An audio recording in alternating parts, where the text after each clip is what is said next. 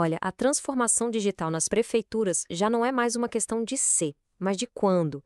E para ser bem sincero, o quando é agora. A gente vai entender aqui qual é a missão que a lei impõe e, o mais importante, qual é o mapa para chegar lá sem se perder. Vamos nessa? E a pergunta que abre tudo é essa, bem direta. A gestão municipal está mesmo pronta para essa virada de chave? Porque veja bem, não estamos falando de uma tendência, de algo passageiro, estamos falando de uma exigência legal, com prazo para acontecer e com consequências bem sérias para quem ficar para trás. E essa frase aqui, ela resume tudo.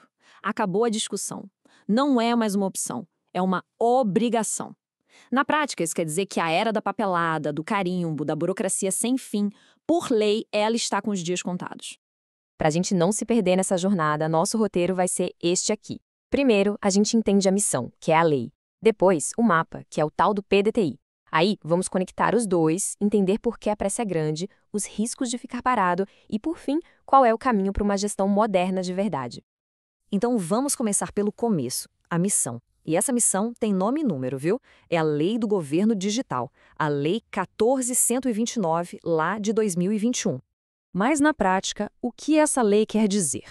Significa que não importa o tamanho da cidade, se é uma metrópole ou um município pequeno. As regras do jogo são as mesmas para todo mundo. E o objetivo é um só: usar a tecnologia para ter uma gestão mais ágil, mais eficiente e, principalmente, que simplifique a vida das pessoas. E a lei toda se apoia em 4 pilares. O primeiro, desburocratização. Sabe aquilo de pedirem um documento que a própria prefeitura já tem? Então, é para acabar com isso. O segundo, serviços digitais. É para oferecer tudo pela internet num único lugar. O terceiro é a tal da interoperabilidade, que é basicamente fazer os sistemas da saúde, educação e finanças conversarem entre si.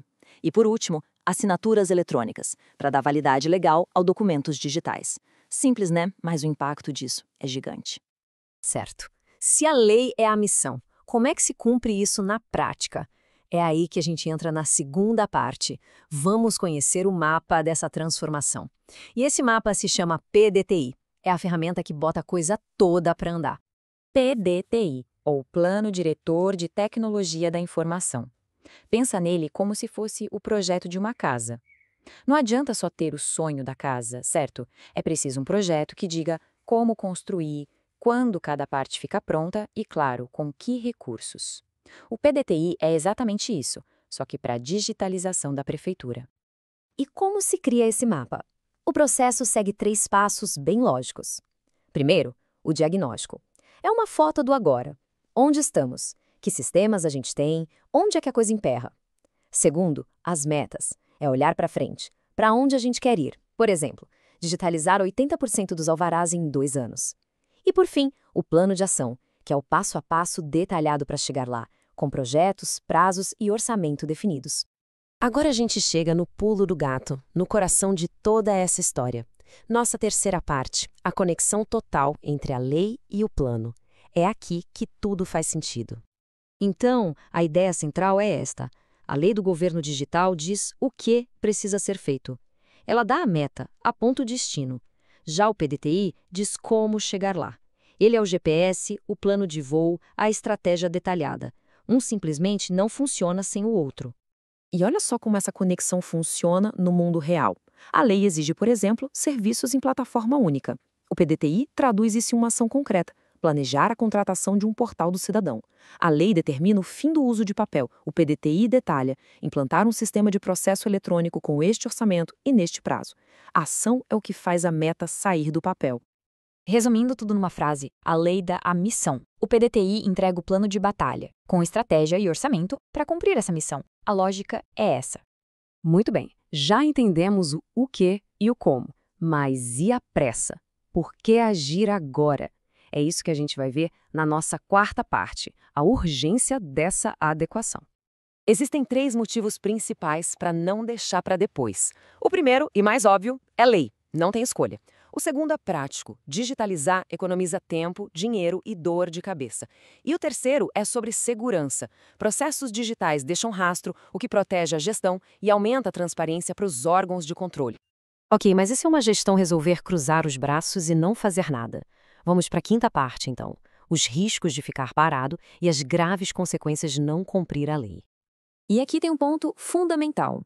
A lei em si não tem uma multa escrita nela, mas as punições vêm de outros lugares e podem ser piores.